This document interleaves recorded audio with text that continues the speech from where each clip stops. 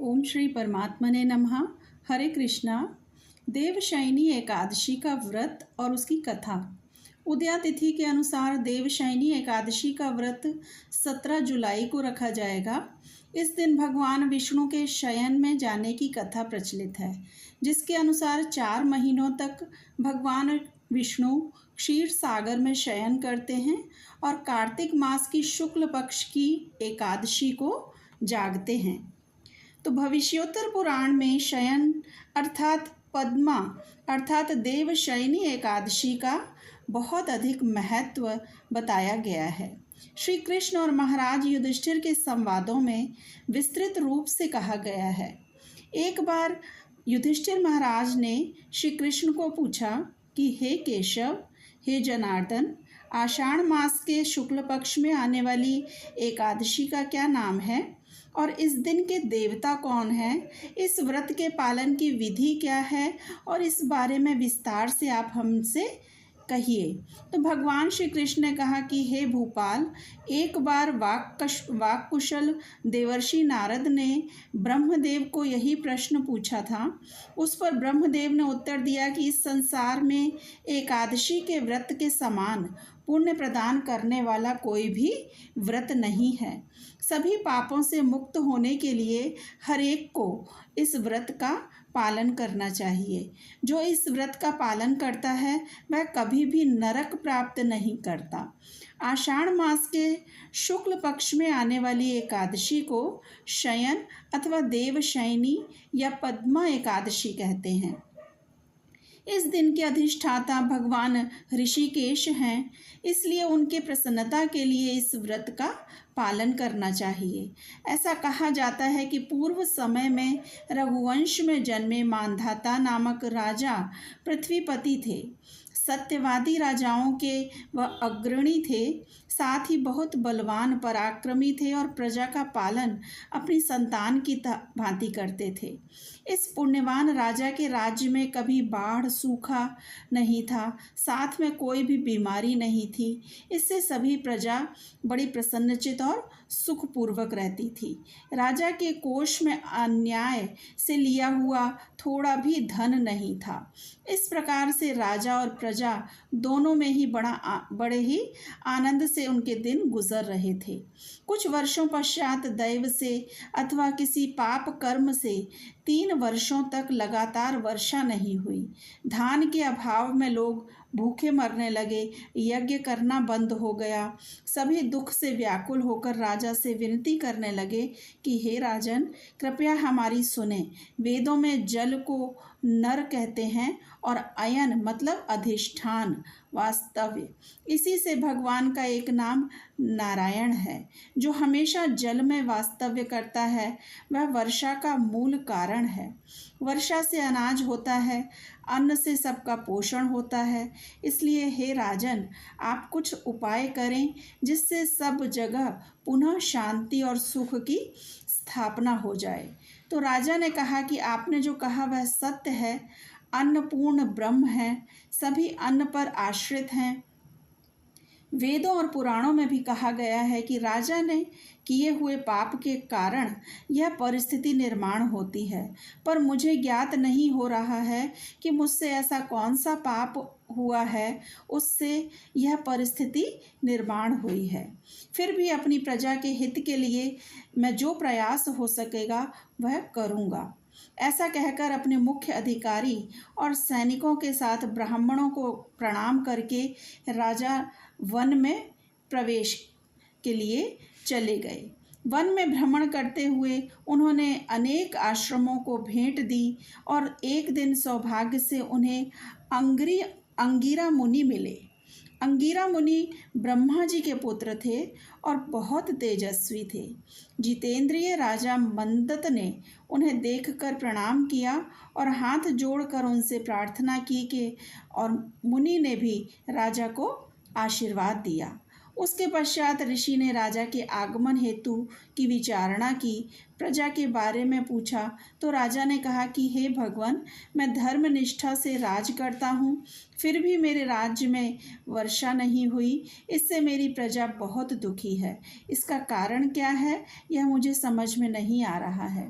कृपया मेरे प्रजा में सुख समृद्धि किस प्रकार आवेगी, इस विषय में आप मुझसे कहिए।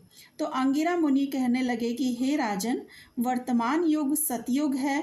सभी युगों में ये सर्वश्रेष्ठ है, परंतु इस युग में केवल ब्राह्मणों को तपस्या करने का अधिकार है। परंतु तुम्हारे राज्य में एक शूद्र तपस्या कर रहा है, उसी की तपस्या से तुम्हारे राज्य पर यह परिस्थिति आई है। इसलिए तुम्हें उस शूद्र को मारकर प्रजा में सुख समृद्धि लानी चाहिए। तो राजा ने कहा कि हे ऋषिवर, तपस्या में मग्न निष्पाप व्यक्ति को मारना तो मेरे लिए असंभव है। कृपया आप मुझे कोई अन्य सुलभ उपाय बतलाइए। तो अंगिरा मुनि ने उत्तर दिया कि इस परिस्थिति में पवित्र पद्मा या देवशयनी अर्थात शयन एकादशी का पालन आपको तथा आपकी प्रजा को करना चाहिए। इसके पालन से राज्य में वर्षा होगी। यह एकादशी आषाढ़ मास के शुक्ल पक्ष में आती है। इस व्रत के पालन से व्यक्ति सभी पापों से मुक्त होता है और उसके अंतिम ध्येय प्राप्ति के मार्ग की रुकावटें भी दूर हो जाती हैं। हे राजन, तुम्हें अपने परिवार और प्रजा के साथ इस व्रत का पालन करना चाहिए। तो अंगिरा मुनि के वचन सुनकर राजा अपने राज्य लौट आए। सभी ने आषाढ़ मास की एकादशी के व्रत का पालन किया। इस व्रत के प्रभाव से राज्य में सब जगह वर्षा हुई। राज्य में सुख समृद्धि से सारी प्रजा प्रसन्न हो गई। इस व्रत के पालन से भगवान ऋषिकेश प्रसन्न होते हैं और व्रत करने वाले के कथन अथवा श्रवण करने से भी सभी पाप नष्ट हो जाते हैं।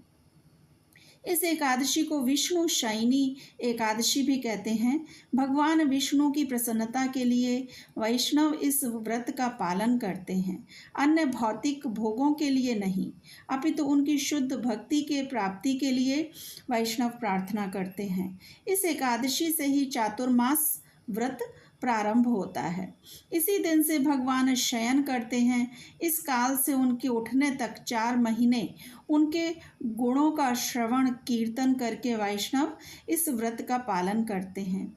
युधिष्ठिर महाराज ने फौरन श्री कृष्ण को पूछा कि भगवान, किस प्रकार इस विष्णु शयन व्रत का अर्थात चातुर्मास का पालन करना चाहिए? कृपया इस बारे में भी आप हमसे बतलाइए। तो भगवान श्री कृष्ण ने कहा कि हे राजन, जब सूर्य कर्क राशि में प्रवेश करता है उस समय अखिल ब्रह्मांड के पालक भगवान मधुसूदन शयन करते हैं। जिस समय सूर्य तुला राशि में प्रवेश करता है उस समय भगवान निद्रा से जाग जाते हैं। शयन एकादशी से चातुर्मास प्रारंभ होता है। हे युधिष्ठिर महाराज, प्रातः उठकर स्नान के पश्चात भगवान विष्णु को पीतांबर पहनाना चाहिए। भगवान के लिए सफ़ेद चादर का बिछाना लगाना चाहिए। भगवान को पंचामृत का अभिषेक करके उन्हें पोंछकर चंदन का लेप लगाना चाहिए। धूप दीप फूल अर्पण करके उनकी पूजा करनी चाहिए और उन्हें सुलाना चाहिए। चातुर्मास का प्रारंभ हम एकादशी, द्वादशी, पूर्णमासी, अष्टमी या संक्रांति से कर सकते हैं। कार्तिक मास की द्वादशी को चातुर्मास व्रत का समाप्त होता है। जो व्यक्ति चातुर्मास व्रत धारण करता है वह भगवान का स्मरण करते हुए सूर्य के समान तेजस्वी विमान में बैठकर भगवान के धाम को जाता है। जो व्यक्ति चातुर्मास में भगवान के मंदिर की आगे के आंगन का मार्जन करता है, पेड़ और लताओं से सुशोभित करता है, उसे 7 जन्म आनंद की प्राप्ति होती है। साथ में भगवान को घी का दीपक अर्पण करने से व्यक्ति समृद्ध और भाग्यशाली बनता है। जो व्यक्ति मंदिर में प्रातः, संध्या और दोपहर में गायत्री मंत्र का जप 108 बार करता है वह पापमय कार्य में रत नहीं होता। व्यासदेव उस व्यक्ति पर प्रसन्न होते हैं और उसे विष्णु लोक की प्राप्ति होती है।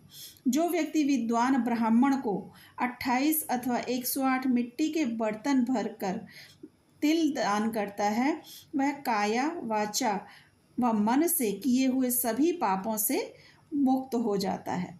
भगवान जनार्दन जब निद्रा में रहते हैं उस समय एक व्रतधारी व्यक्ति को पलंग पर नहीं सोना चाहिए। दिन में एक बार ही अन्न ग्रहण करने का अथवा बिना परिश्रम जो कुछ भी प्राप्त उसे खा लेना चाहिए। यह व्रत धारण करना चाहिए। चातुर्मास में जो कोई भी भगवान विष्णु के सामने गायन करता है उसे गंधर्व लोक की प्राप्ति होती है। जो गुड़ का त्याग करता है उसे पुत्र पौत्र की प्राप्ति होती है। तेल वर्ज करने से व्यक्ति रूपवान होता है, उसके सभी शत्रुओं का नाश होता है। जो व्यक्ति अपनी खुशी के लिए फूलों का उपयोग नहीं करता उसे विद्याधर लोक की प्राप्ति होती है। पान खाना वर्जित करने से व्यक्ति निरोगी होता है और भगवान श्री कृष्ण की प्रसन्नता के लिए जो दूध दही का त्याग करता है उसे गोलोक की प्राप्ति होती है। जो नाखून अथवा केश नहीं काटता उस व्यक्ति को भगवान के चरण कमलों को स्पर्श करने का पुण्य मिलता है। जो भगवान के मंदिर की परिक्रमा करता है वह हंस विमान में सवार होकर भगवत धाम को जाता है। हरे कृष्णा। श्री कृष्ण अर्पणम अस्तु।